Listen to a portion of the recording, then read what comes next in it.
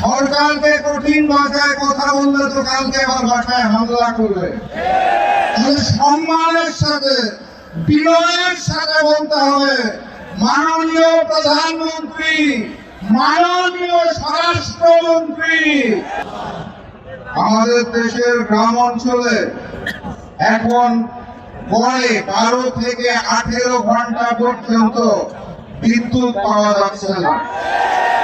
দ্রব্য মূল্যের ঊর্ধ্বগতিতে সাধারণ মানুষের দিন খুব কষ্টে কাটছে। তেলের জন্য যে লাইন প্রতিদিন দেখতে পাই, মানুষ অত্যন্ত কষ্টে জীবনযাপন করছেন।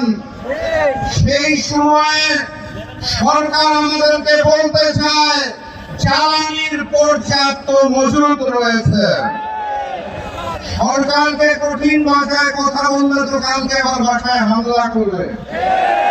সম্মানের সাথে বিনয়ের সাথে বলতে হবে, মাননীয় প্রধানমন্ত্রী, মাননীয় স্বরাষ্ট্রমন্ত্রী, মাননীয় জ্বালানি মন্ত্রী, এতই যদি মজুদ থাকে তাহলে তোমার লাইন কেন? এই মজুদ কোথায় রেখেছেন? নতুন ভবন কোথায় সৃষ্টি করেছেন? সম্মানের সাথে বলা হয়েছে তো নাকি? আলহামদুলিল্লাহ।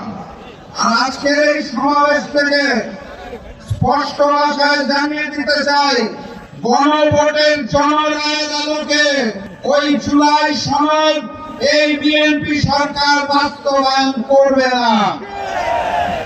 অতএব তাদেরকে বাস্তবায়ন করাতে হবে।